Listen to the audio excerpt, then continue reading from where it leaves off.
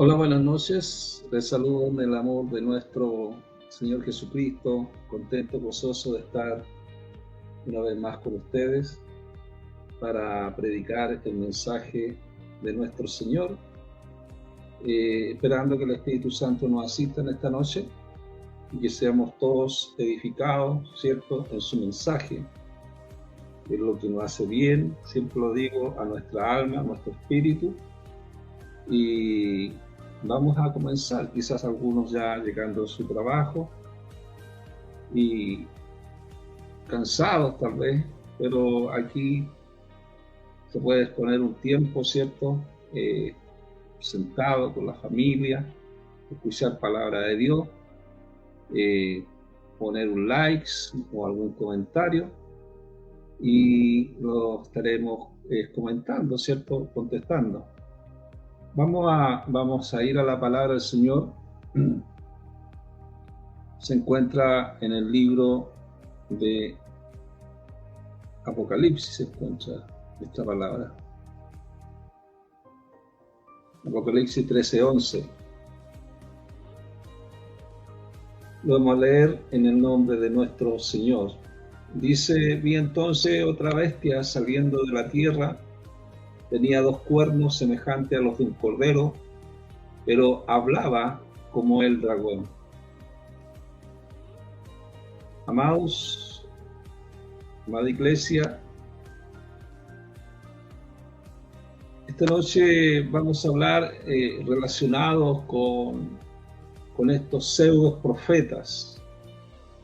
Cuando hablamos de pseudo profeta, estamos hablando de un individuo que finge cualidades de profecías o se proclama poseedor o receptor de los dones divinos sin realmente poseerlos. Verdaderamente nosotros tenemos la escritura, la palabra del Señor, que es la profecía que está escrita. Ya no hay escuela de profeta hoy en día, sino que tenemos la profecía que está en la palabra del Señor. Entonces cuando vemos esta visión de Juan en la isla de Patmos, y nos muestra, ¿cierto?, a través del libro de Apocalipsis, es para mostrar la identidad de Cristo, para poner en alerta contra estos pseudos profetas y también dar esperanza, porque vemos, amados, que como en aquellos tiempos, hoy en día son tiempos que son difíciles, tiempos que son peligrosos.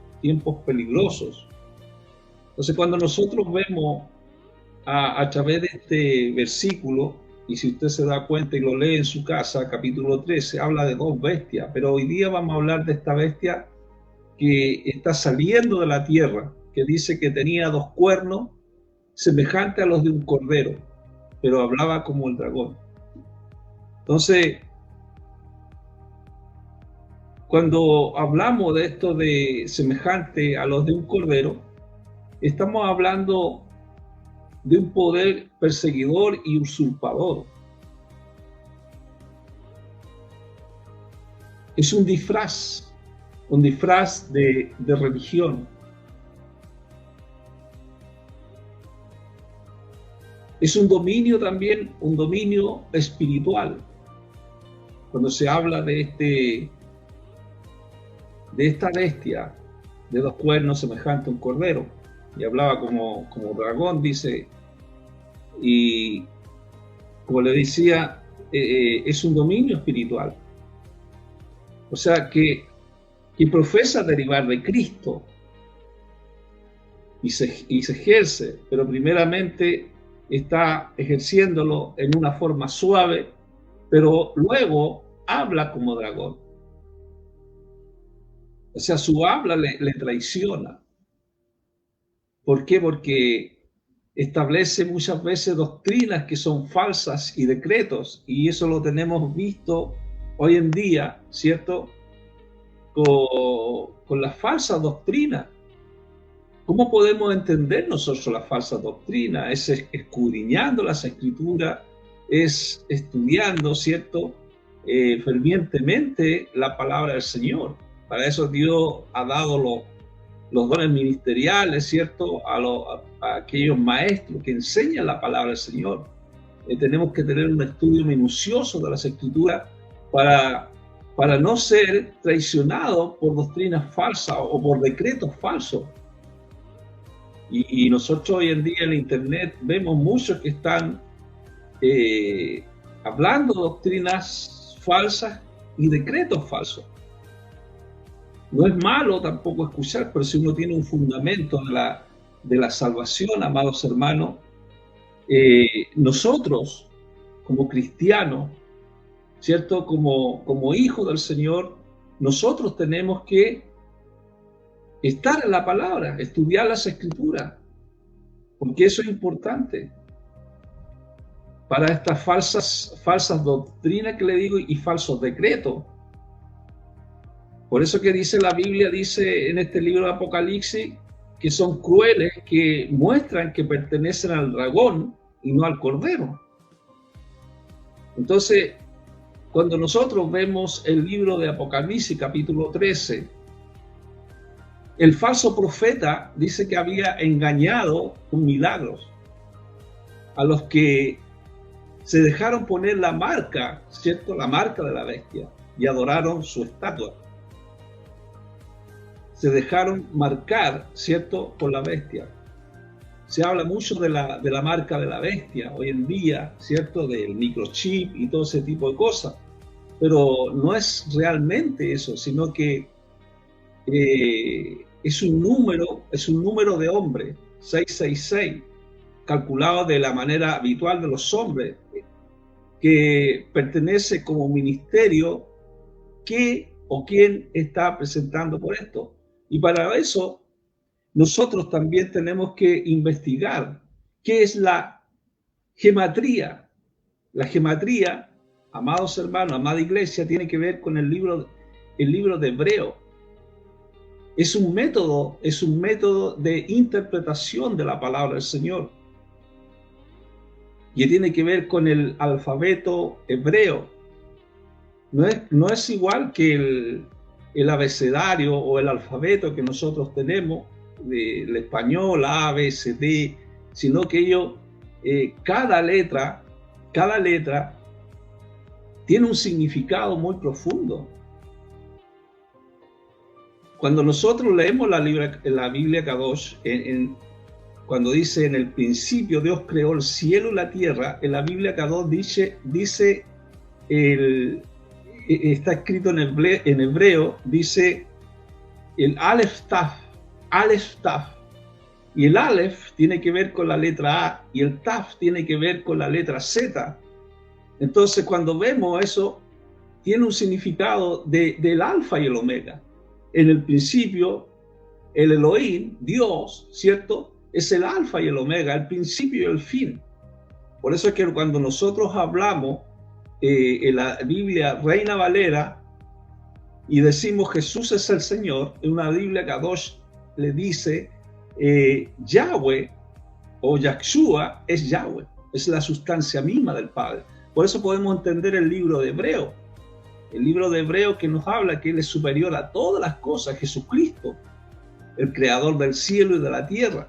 Entonces vamos entendiendo muchas cosas que son importantes para nuestra vida, para poder entender lo que es el Evangelio de Cristo, tener esa seguridad en Cristo Jesús. Entonces cuando hemos leído nosotros este pasaje de Apocalipsis 13:11, que dice tenía 2 cuernos semejantes a los de un cordero, pero hablaba como dragón, estamos viendo una apariencia religiosa. Es como dragón y casi podríamos decir que el mismo Satanás, símbolo de oposición a Dios, es la oposición a Dios. Pero cuando nosotros leemos la palabra en el libro de Apocalipsis, nos revela la identidad de Cristo y nos alerta, ¿cierto? Como le dije anteriormente, Y sabemos que cuando Dios nos está alertando, nos da esa alerta, es que esos falsos profetas, que lo que habla en Apocalipsis 19:20, fueron lanzados vivos en el lago de fuego que arde azufre. Entonces nosotros vemos, amados, que la victoria ya fue ganada por Cristo, cuando Jesucristo, el Yahshua HaMashiach, como dicen los judíos, murió en la cruz por el pecado y resucitó entre los muertos. Entonces el falso profeta o el pseudo profeta es aquella que está en medio de las ovejas, pero es un lobo rapaz. Entonces vemos que el que tritura la iglesia, él está triturando la iglesia. Las falsas doctrinas son las que trituran la iglesia, muerden la iglesia, la dividen la iglesia. Pero sabemos, amado, que la victoria fue ganada. Cuando tenemos a Cristo en nuestro corazón, en nuestra vida, nosotros estamos del lado del vencedor. Cristo venció en la cruz a todos los líderes malignos, porque dice que Él lo exhibió públicamente a través de la cruz. Entonces, cuando leemos esta escatología, está hablando que son apresados y enviados a su castigo. Y ahí es donde se aniquila toda la fuerza del mal. O sea, en el fondo lo que estamos entendiendo a través de la palabra del Señor, que hay un destino final de los impíos, de aquellas personas que no han creído en Jesucristo. Por eso que viene un juicio de una gran tribulación. Tenemos que hacer una separación de la tribulación y la gran tribulación. La gran tribulación es cuando venga Cristo, ¿cierto?, por su iglesia. Pero ese no es un juicio terrible para los que creen, sino para los que no creen. Entonces, cuando nosotros leímos, por ejemplo, cuando Israel fue liberado, ¿cierto?, de esa esclavitud, porque ellos también fueron llevados cautivos por causa del pecado, ellos fueron liberados.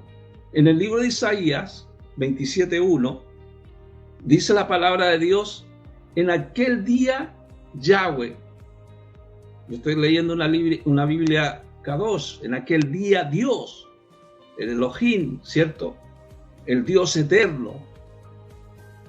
Este Dios eterno hace un llamado, ¿cierto?, a que Judá regrese a Dios. Aquel día habla de un juicio divino sobre sus enemigos, porque dice: en aquel día Yahweh, con su espada grande, fuerte e implacable, castigará al Leviatán, la serpiente huidiza. Y esa palabra huidiza es que suele huir o tiene una tendencia a huir. Puede ser un tiempo, ¿cierto? Un tiempo, cuando habla de aquel día, es un tiempo pronosticado. Es un tiempo de huir. Y también habla y dice: la serpiente que tuerce. Bueno, ya estamos hablando de que la falsa doctrina tuerce las escrituras. Y es un periodo de desgracia, es un periodo de juicio divino sobre los enemigos. Esos enemigos que fueron Asiria, Babilonia, que llevaron en esclavitud al pueblo de Israel, iban a tener un juicio.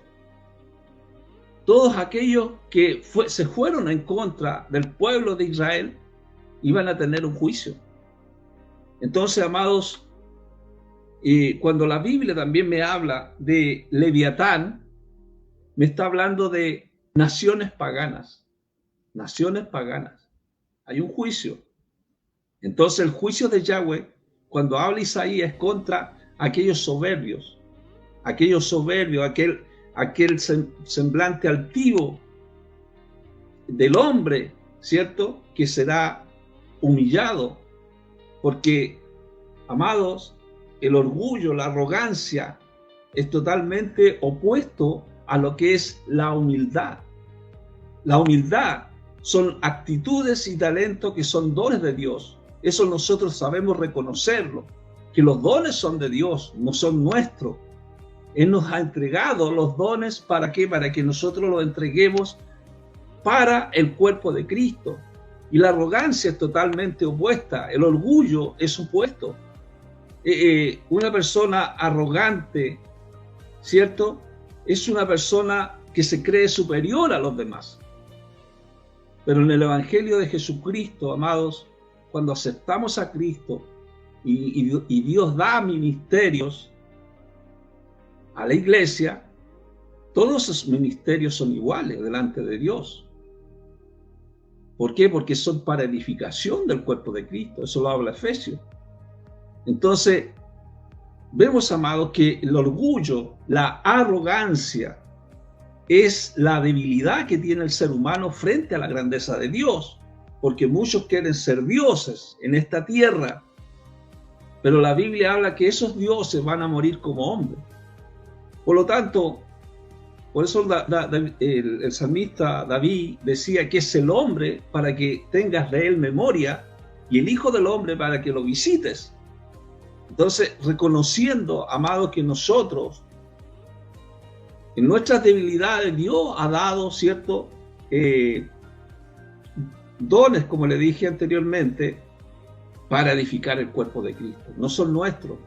Entonces, en ese día del juicio, Dios juzgará. Entonces, qué importante, amados, amada iglesia, tú que me estás escuchando, estar bien con Dios. Estar bien con Dios cuando vuelva. ¿Por qué? Porque tenemos que tener esa relación con Dios. Debemos exaltarlo solo a Él. A Él es el que hay que exaltarlo. Al hombre no hay que exaltarlo. Sea pastor, maestro, evangelista, no. A Yahshua HaMashiach, a Él tenemos que exaltarlo, adorarlo, glorificarlo. Entonces, como primer paso hacia ese desarrollo, tenemos que aceptar al Señor en nuestra vida, en nuestro corazón. Sabemos, amados, que el enemigo es un perseguidor del pueblo de Dios. Por eso cuando nosotros leemos este libro de Isaías, capítulo 2, versículos 11 y 12, estoy exhortando, dice que la arrogancia de los hombres será sometida cuando ese día venga. Solo Yahweh será exaltado, solamente Dios será exaltado. Y si Yahweh tiene un día reservado para todos los que son altivos, para todos aquellos que son orgullosos, para que todos los que se engrandezcan así sean humillados. Por eso que un llamado, ¿cierto?, de parte de Dios a través del profeta Isaías, en aquel entonces era para que Judá regrese a Dios. Y eso ha sido siempre. Siempre en la historia del pueblo de Israel hasta el día de hoy. Hasta el día de hoy hay un llamado para regresar a Dios. ¿Por qué? Porque está esa manifestación, amado, del hombre de pecado. Pablo hablaba en 2 Tesalonicenses capítulo 2 versículo 1 y habla de la venida de nuestro Adón, Yahshua HaMashiach, nuestro Padre, Yahshua HaMashiach, Cristo mismo, ¿cierto? En la venida. Y él dice, porque ese día, cuando Él venga, no vendrá sin que antes venga la apostasía. Y esa apostasía está destinado a perdición, dice. Están destinados a perdición.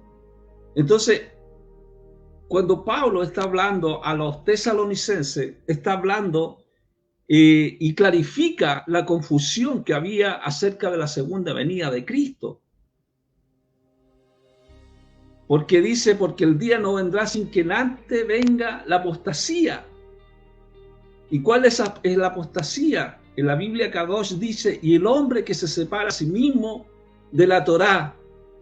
el que se separa de las Escrituras, el que se separa, ¿cierto?, de la palabra del Señor, el que tiene otras profecías. Por eso estamos hablando de los pseudoprofetas, estos pseudoprofetas que tienen como una inspiración suya, no es escritural, no es de la palabra del Señor. Por eso, amado, como yo le decía, que esta apostasía es una rebelión contra Dios, porque hay falsa doctrina, hay falsos predicadores, y es una señal, y esta es una señal, amado, es una señal de la cercanía de la venida de Cristo. Por eso Pablo a los Tesalonicenses decía: nadie os engañe en ninguna manera, porque vendrá sin que antes venga la apostasía y se manifieste el hombre de pecado y el hijo de perdición. Y cuando Pablo habla de esto del hijo de perdición, también tiene que ver con que lo aplica Pablo, ¿cierto?, a Judas Iscariote. Judas Iscariote, él anduvo 3 años con Cristo en el ministerio de Cristo. 3 años, amado, para aprender de Cristo, para aprender del Señor, para aprender el camino, la verdad, ¿cierto?, de Cristo, la verdad del Señor, enseñándole Cristo mismo a ellos. Pero dice en la palabra del Señor que ninguno de ellos se perdió, solamente Judas, el hijo de perdición. O sea, él estaba con ellos, ¿cierto?, pero no era de ellos. Por eso vino la traición de Judas. Entonces, cuando Pablo nos está hablando de este hijo de perdición o hijo de destrucción, dice que se sentará en el templo de Yahweh y proclamará que él mismo es Elohim, que él mismo es Dios, presentándose como si fuera Dios. Y esto, cuando nosotros leemos 2 Tesalonicenses capítulo 2, versículo 4, no se refiere a Satanás, sino a uno que se está presentando como Cristo, que se presenta como Cristo, como cristiano, quizás estableciendo su propio reino. Por eso es que tenemos que tener cuidado con las falsas profecías. ¿Por qué? Porque la Biblia nos habla que este falso profeta es el que evita la Torá. Lo que dice 2 Tesalonicenses capítulo 2, versículo 9. Evita las escrituras, evita la palabra. Entonces dice que Satán es el que le va a dar el poder para hacer toda clase de milagros, señales, prodigios falsos. Entonces, estos falsos mesías, estos falsos profetas o estos pseudo profetas haciendo milagros, cosas sorprendentes para tratar de engañar aún a los escogidos. Entonces, cuando nosotros vemos que este hombre evita la palabra, es un veneno, es un odio definitivo hacia la palabra. Por eso es que estamos en tiempos peligrosos. Nadie acepta la escritura, nadie acepta la palabra. No tardará, dice, en manifestarse por parte del hijo del demonio. Es un odio a la palabra. El antimesías proclama la misma doctrina contraria a la palabra que han predicado las congregaciones por más de 1900 años. Entonces, cuando nosotros vemos, amados hermanos, los asistentes a las congregaciones, muchas veces encuentran un mensaje atractivo, conocido, puesto que está coincidiendo con la mentalidad de Satán, y es lo que oyen, pero no es la palabra de Dios. Entonces, vemos, amado, a Cristo lo han dejado fuera de la iglesia, hablando de fama, prosperidad, éxito, todo ese tipo de cosas. Entonces necesitamos palabra de Dios, necesitamos la palabra del Señor que nos alimente. Por eso cuando el libro de Marcos capítulo 13, el versículo 24 al 27, dice en aquellos días después de esa tribulación. Entonces aquí vemos las obras y la enseñanza de Jesús. En esta palabra de Marcos capítulo 13, versículo 24 al 27, vemos que los discípulos de Jesús estaban confundidos con la destrucción de Jerusalén y con el fin del mundo. Entonces muchas veces en las escrituras, si la persona no ha aprendido, ¿cierto?, hermenéutica, teología, hermenéutica o soteriología, todo ese tipo de cosas, no va a entender, porque va a creer definitivamente que es el fin del mundo, ¿cierto? Cuando dice habrá peste, habrá terremoto, eso tiene que ver con la destrucción de Jerusalén, no tiene nada que ver con el fin del mundo. Entonces había una confusión en aquel entonces de la destrucción de Jerusalén con el fin del mundo. Pero ¿qué es lo que hizo Cristo? Cristo corrigió este error y demostró a través del libro de Marcos, del capítulo 13 que estoy diciendo, si usted después lo puede leer, demostró que el día de la venida de Cristo y el día de juicio serán después de aquella tribulación. Y esto está más claro que el agua, porque dice la misma Biblia, yo tengo una Biblia K2 y dice, en aquellos días después de esa tribulación. Y la Biblia Reina Valera dice lo mismo. Entonces más claro que el agua. Después de esa tribulación verán al Hijo del Hombre viniendo a la nube con tremendo poder y gloria. De los cuatro vientos, dice, son las cuatro esquinas o los confines del mundo, de donde recogerá a su pueblo Israel. Y por qué no decirlo también nosotros, porque nosotros hemos sido injertados a través de Jesucristo, ¿cierto?, en la iglesia. La iglesia ortodoxa, amado de los judíos, no creen en la venida de Cristo. Y esas son falsas doctrinas que hay que tener cuidado. Porque ellos son ortodoxos, no son judíos mesiánicos. Por lo tanto, tenemos que entender, amado, que, bueno, si fuera por ellos sacarían todo el Nuevo Testamento, porque están en la Torá.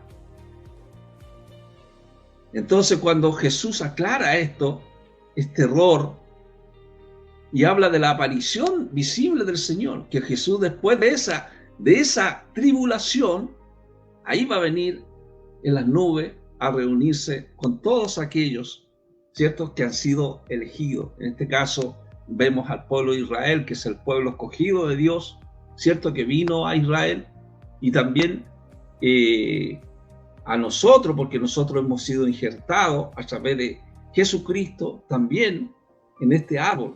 Entonces, Marcos, el capítulo 13, todavía lo sigo exhortando, del 32 al 37, dice que cuando venga ese día y hora, vendrán y nadie sabrá, ni aun los ángeles del cielo, ni el Hijo, solo el Padre. Entonces, vemos, amado, que Cristo, como Dios, porque Él es Dios, Él se despojó de su gloria, haciéndose semejante a los hombres, no podía ignorar nada. Entonces, ¿por qué Cristo no dijo la hora ni cuándo vendría el Señor? Buena pregunta, ¿cierto?, que todos nos hacemos. ¿Por qué Cristo no dijo la hora? Pero aquí en este mismo capítulo hay varias cosas que a mí me llaman mucho la atención, que dicen permanezcan alerta. La Biblia K2 dice permanezcan alerta. Pero en la Biblia Reina Valera está diciendo velad, que estén velando, estén alerta. Estar alerta, amados. Permanezcan alerta. Y ahí mismo Jesús dice, cuando dice estén velando, ahí enseña algo, cuando dice porque no saben cuándo el dueño de la casa regresará. Si será en la tarde, será en la medianoche o al canto del gallo en la mañana. Ustedes no quieren que regrese de repente y lo encuentre durmiendo. Entonces por eso dice, y les digo a ustedes, y lo digo a todos, permanezcan alerta, velando, ¿cierto? En las obras y las enseñanzas de Jesús, en la palabra de Dios, velando, ¿cierto? Porque el día y la hora no lo sabe ningún hombre. Como los días de Noé, así será la venida del Hijo del Hombre. Y tenemos que estar alerta. Quizás en ese tiempo también, en los días de Noé, habían casamientos, estaban en fiesta y vino el gran diluvio.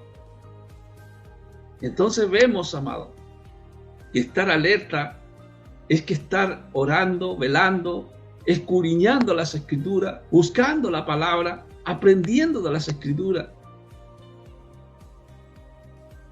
Entonces, nuestro Señor dejó algo para todos los siervos, sus servidores, estar vigilantes, esperando su regreso. Es como ese atalaya, amados, que se ponía cuando usted ve esas películas de antiguas, ¿cierto? Que hacían refugio con reja, y cuando venían los enemigos había un vigilante arriba y avisaba cuando venían los enemigos. Entonces ese atalaya tenía que avisar al pueblo, si no era culpable, ¿cierto?, de la muerte de todos los que estaban dentro de ese lugar de refugio. Entonces un atalaya, un vigilante, tiene que estar vigilando, ¿cierto?, y dando a conocer las verdades de la palabra del Señor. Y no, ¿cómo decir la palabra? No los halle a nosotros dándole el gusto, ¿cierto?, de la comodidad, de la pereza, despreocupado de nuestra obra y el deber, ¿cierto?, de ser una atalaya, estar vigilante, velando. Porque dice la palabra del Señor, ustedes no quieren que regrese de repente y lo encuentre durmiendo. Y lo que les digo a ustedes, les digo a todos que estén preocupados, ¿cierto? Estén preocupados de la obra y el deber, y para que sean hallados en paz, sin mancha, irreprensible. Entonces la paz es esa, la paz es la tranquilidad que Cristo nos da en nuestra vida, entender lo que es la apostasía que está destinado, ¿cierto?, a perdición. Todos aquellos que se separan de la palabra del Señor, que ha sido revelada. Por eso Jesús clarificó esta confusión. Este es el príncipe que ha de venir, el cuerno pequeño que le habla también la Escritura, la bestia, la que estamos examinando hoy día en capítulo 13, el hombre de pecado. Entonces, Jesús dijo, cuando yo estaba con ellos los guardaba. O sea, como les dije anteriormente, Él guardaba, ¿cierto?, a sus discípulos por el poder de tu nombre que tú me habías dado. Y si yo me mantuve vigilante sobre ellos, Jesucristo se mantuvo vigilante sobre sus discípulos, amados hermanos, y ni uno fue destruido, excepto el designado aquí a la destrucción para que se cumpliera la palabra del Señor, que fue Judas. Entonces Judas estuvo con ellos, pero ¿qué pudo más? ¿Cierto? El dinero. El dinero pudo más que aprender de Jesús. Jesús los guardaba, a todos los guardaba, los protegió, los protegió a todos, ninguno se perdió, pero solamente este hijo de perdición. Por eso Jesús decía en el libro de Juan capítulo 6, versículo 70, dice, a pesar de esto, uno de ustedes es el enemigo. Uno de ustedes es el enemigo. Y como le dije anteriormente, se refería a Judas.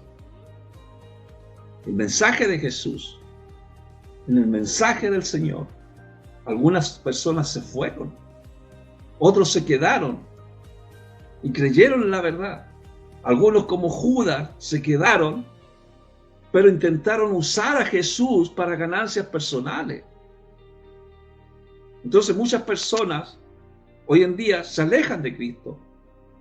Otras fingen seguir a Cristo, asistiendo a la congregación, quizás a lo mejor por una cuestión social, para recibir la aprobación de la familia, o recibir la aprobación de los amigos, o por ir por una relación de negocio, pero no van por querer palabra de vida eterna. Aquí hay dos respuestas, amado. Amada iglesia, tú que me estás escuchando, ¿se acepta o se rechaza? Por eso Pablo decía, cuando el Adón Yahshua regrese, cuando nuestro Padre Jesús regrese, ¿cuál será nuestra esperanza, nuestro gozo, nuestra corona para gloriarnos? ¿No serán ustedes? Si ustedes son nuestra gloria y nuestra alegría. Entonces, cuando vemos a Pablo hablando en su ministerio, no era dinero, no era prestigio, no era fama, sino era nuevos creyentes cuyas vidas fueron cambiadas por Dios, por medio de la predicación del Evangelio. A eso nos llama el Señor. Por eso Pablo decía, tenía muchas ganas de verlos. Tenía muchas ganas. Si ustedes son nuestra gloria, ustedes son nuestra alegría. Que una persona se convierta al Señor, amado. Como dicen algunos hermanos, hay fiesta en el cielo. Hay fiesta en el cielo. Su mayor recompensa de Pablo era el gozo de aquellos que creen en Cristo y crecen en Él. Y crecen en el amor el uno para el otro. Por eso en 1 Tesalonicenses capítulo 3, versículo 12, habla ese amor hacia todo, hacia todos. Ese amor de Dios. Ese amor de Dios, el que nos llena nuestra vida, el que viene a nuestra vida. Cuando nosotros venimos a Cristo, ¿cierto? Él manda un manto de amor a nuestra vida, a nuestro corazón, para poder amar. Por eso Jesús dejó unos mandamientos: amar a Dios por sobre todas las cosas, con toda la fuerza y el alma, y a tu prójimo como a ti mismo. Entonces, amarlos, ese amor que Dios nos da, debiera crecer continuamente para ser maduros en maduros en la fe, maduros, ¿cierto?, en conocer el amor de Dios. Nos cuesta a nosotros, amados, nos cuesta amar a otro, porque quizás a lo mejor pueden que lo hayan hecho mucho daño, pero el amor de Dios sobrepasa todo ese entendimiento. El amor todo lo puede, todo lo soporta. Entonces, ese amor tenemos que buscarlo en cada momento para poder expresarlo a otro. La venida del Señor. Entonces, cuando venga la venida de Dios, dice Pablo a los tesalonicenses en el capítulo 4, estoy exhortando ahora, con un llamado por el ángel principal, que es Gabriel, y con el shofar de Yahweh. Aquellos que han muerto unidos al Mashiach serán los primeros en resucitar, aquellos que murieron en Cristo. Entonces, todos aquellos que creyeron en Cristo, todos aquellos que murieron en Cristo, siendo mártires, ¿cierto?, van a resucitar primero. Van a resucitar. Serán los primeros en resucitar. Y después dice después, nosotros los que hayamos quedado vivos seremos juntamente levantados con ellos en la nube para encontrarnos con el Adón en el aire, con el Padre en el aire. Por tanto, siempre estaremos con el Padre. Y aquí vienen las palabras de aliento, aliéntense unos a otros con estas palabras. O sea, Cristo volverá. Por eso Pablo le exhortaba a los hermanos, le decía que el Padre de paz, los haga santos por completo. Que todo su ser y su espíritu, alma y cuerpo sean sin culpa. Ese era el deseo de Pablo para la venida del Padre, de Yahshua HaMashiach. Ese es el deseo de él a los tesalonicenses y también el deseo para nuestra vida, así como a ellos, también a nosotros.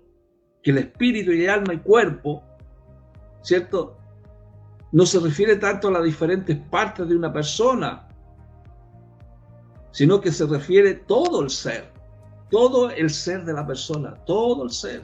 Amarás a Dios con tu mente, tu corazón, con tu alma, con todo tu ser. Debe estar involucrado, amado. Amada iglesia, debe estar involucrado en cada aspecto de nuestra vida, en nuestro levantar, ¿cierto?, en nuestro acostar, en nuestra vida diaria, en nuestros quehaceres. Ahí está estar involucrado con la palabra del Señor. O sea, lo que Él hace debe controlar todo de nosotros, todo, no solo la parte religiosa.